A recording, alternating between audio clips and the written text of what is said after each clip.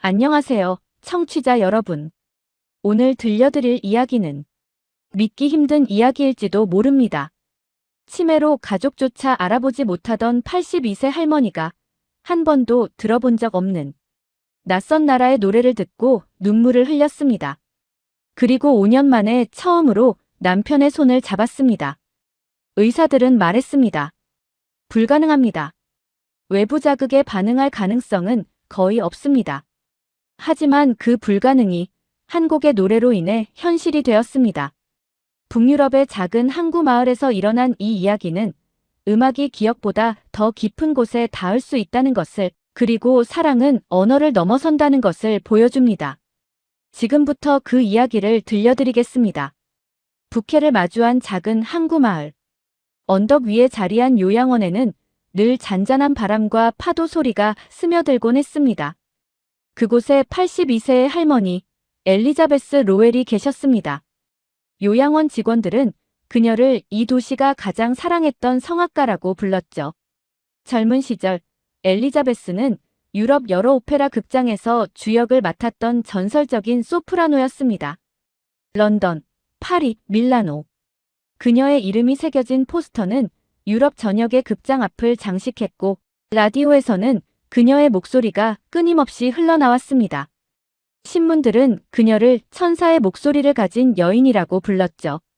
무대 위에서 그녀의 목소리는 사람들의 눈물을 흘리게 했고 기립박수와 환호를 불러냈습니다. 하지만 세월은 누구에게나 공평하게 흐릅니다. 70대 중반부터 이상한 증상들이 나타나기 시작했습니다. 처음에는 사소한 것들이었습니다. 열쇠를 어디에 뒀는지 잊어버리거나 방금 한 말을 다시 반복하거나, 남편 윌리엄은 나이가 들면 다 그런 거야 라고 대수롭지 않게 여겼습니다. 하지만 증상은 점점 심해졌습니다. 평생을 함께한 오페라 아리아의 가사를 잊어버리기 시작했고, 딸 캐서린의 이름이 입에서 맴돌다가 나오지 않는 날들이 늘어났습니다. 병원을 찾았을 때 의사는 조심스럽게 말했습니다. 알츠하이머병입니다. 진행을 늦출 수는 있지만 완치는 어렵습니다. 그날 이후 엘리자베스의 세계는 조금씩 무너져 내렸습니다. 치매가 진행되면서 성대는 아직 숨을 품고 있었지만 단어는 점점 입 밖으로 나오지 않았습니다. 한때 유럽을 울렸던 그 목소리는 침묵 속으로 가라앉았고, 과거의 영광은 어두운 안개 속으로 사라져갔습니다. 윌리엄은 혼자서 엘리자베스를 돌보려 애썼습니다. 아침마다 그녀의 손을 잡고 산책을 나갔고, 저녁이면 옛날 사진들을 보여주며 기억을 되살리려 노력했습니다. 여보, 이거 기억나? 우리가 파리에서 처음 만났을 때. 하지만 엘리자베스는 그저 멍하니 사진을 바라볼 뿐이었습니다. 결국 80세가 되던 해, 가족들은 힘든 결정을 내렸습니다. 전문적인 치료가 필요하다는 의사의 권유에 따라 엘리자베스를 요양원에 입원시키기로 한 것입니다. 윌리엄은 그날 밤 홀로 집에 앉아 한참을 울었다고 합니다. 요양원에서의 생활이 시작되었습니다. 바다가 내려다 보이는 조용한 방, 친절한 간호사들, 규칙적인 일과. 하지만 엘리자베스의 상태는 나아지지 않았습니다. 벽에는 젊은 시절 그녀가 오페라 무대에서 노래하던 사진과 포스터가 걸려 있었습니다. 화려한 드레스를 입고 무대 위에서 열창하는 모습, 커튼콜에서 꽃다발을 받으며 미소 짓는 모습. 하지만 그녀는 그 사진 속 여인이 자신이라는 것을 알아보지 못했습니다. 윌리엄은 매일 요양원을 찾았습니다. 딸 캐서린도 일주일에 두세 번은 런던에서 차를 몰고 왔습니다. 그들은 엘리자베스의 손을 잡고 옛 이야기를 들려주고 사랑한다고 속삭였습니다. 하지만 엘리자베스는 창밖 바다만 바라볼 뿐이었습니다. 엄마, 나야. 캐서린이야. 엄마 딸. 엘리자베스는 고개를 돌렸지만 딸의 얼굴을 알아보는 것 같지 않았습니다. 캐서린은 매번 복도로 나와 눈물을 닦아야 했습니다. 의사들은 정기 검진 때마다 같은 말을 반복했습니다. 외부 자극에 대한 반응 가능성은 거의 없습니다. 증상은 진행될 것이고 인지 기능은 더 떨어질 겁니다. 그 말은 가족의 마음까지 얼어붙게 만들었습니다. 그러던 어느 겨울 오후, 햇살이 요양원 창문을 비스듬히 스쳐 지나가던 날이었습니다.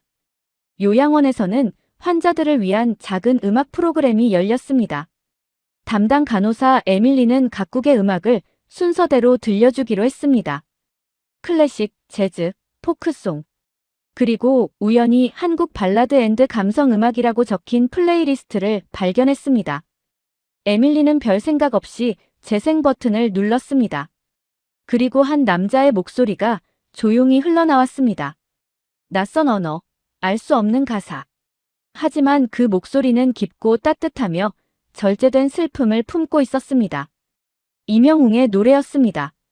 그 순간 늘 무표정이었던 엘리자베스의 눈이 천천히, 아주 천천히 깜빡였습니다. 에밀리는 숨을 멈췄습니다. 5년 동안 단 한 번도 보지 못했던 반응이었습니다. 노래가 후렴으로 넘어가자 엘리자베스의 손끝이 작게 떨렸습니다.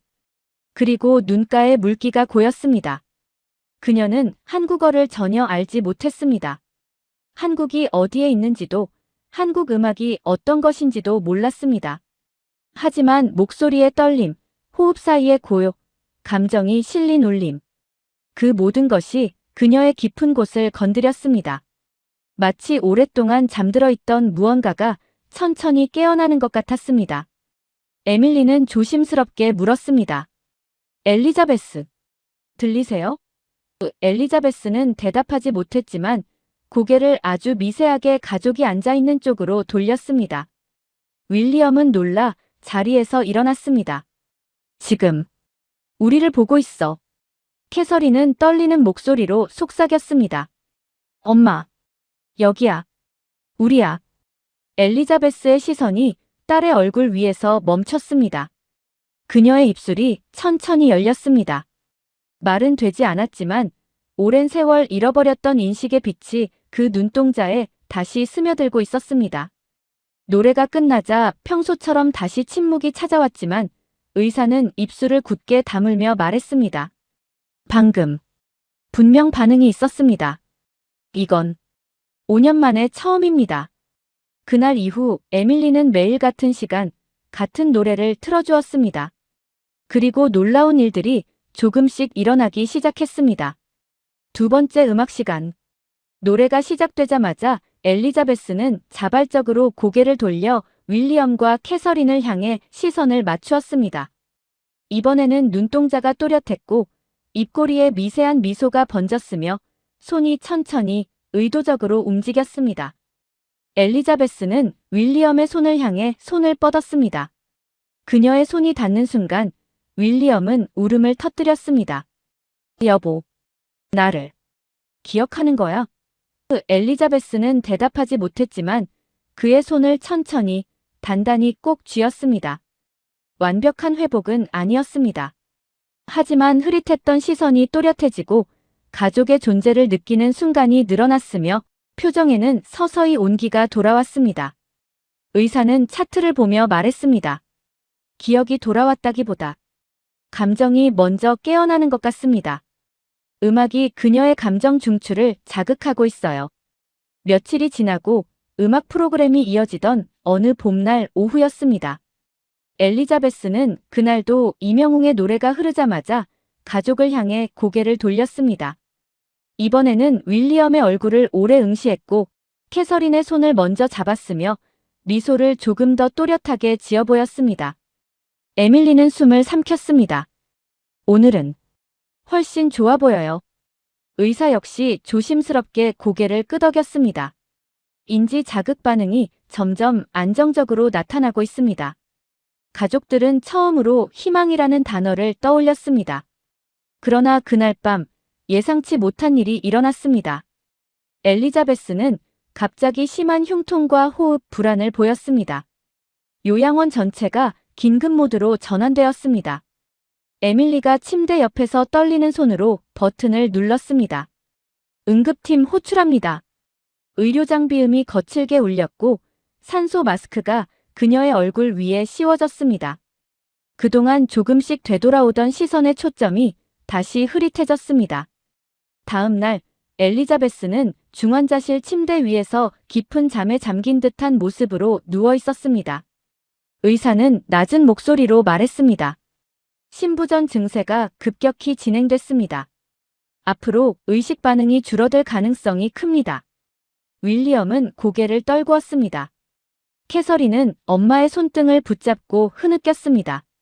엄마, 이제 겨우 우리를 다시 보려고 했는데. 며칠 동안 엘리자베스는 거의 눈을 뜨지 못했습니다. 반응은 희미했고 가족의 목소리에도 미동이 없었습니다. 요양원 복도 한쪽에서 에밀리는 홀로 눈을 감고 속삭였습니다. 그녀에게 마지막으로 그 노래를 들려줘도 될까요? 의사는 잠시 침묵하다가 고개를 끄덕였습니다. 그녀가 가장 많이 반응했던 자극이니까. 해주세요. 침대 곁에 작은 스피커가 놓였습니다. 에밀리는 떨리는 손으로 재생 버튼을 눌렀습니다. 낯선 언어의 노래가 조용히 병실을 채워갔습니다.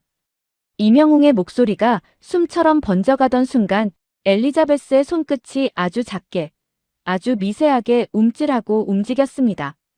그러나 그녀의 눈은 끝내 열리지 않았습니다. 병실은 고요했고 노래는 잔잔히 흐르고 있었습니다. 엘리자베스의 호흡은 점점 약해졌고 심전도 모니터의 파형은 점점 느려졌습니다. 그러나 노래의 클라이막스가 다가오는 순간 그녀의 눈가에서 한 줄기의 눈물이 천천히 흘러내렸습니다. 윌리엄이 떨리는 손으로 속삭였습니다.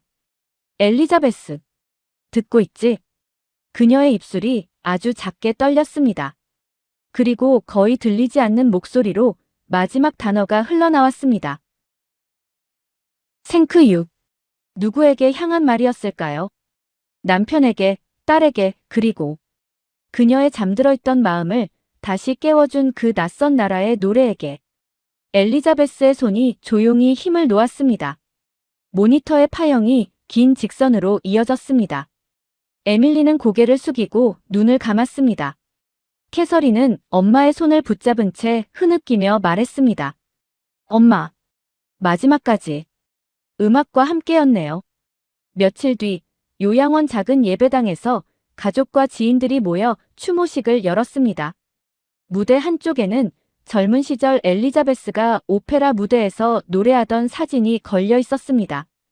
추모식의 마지막 순서에서 윌리엄이 조용히 말했습니다.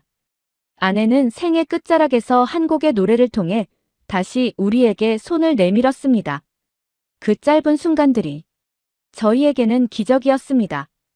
캐서린은 눈물을 닦으며 이어 말했습니다. 그 노래의 가사는 알지 못했지만 그 목소리는 엄마의 마음을 깨우고 우리 가족에게 마지막 시간을 선물해 주었습니다. 엄마는 다시 우리를 느낄 수 있었고 우리도 엄마와 마지막 작별을 할 수 있었습니다.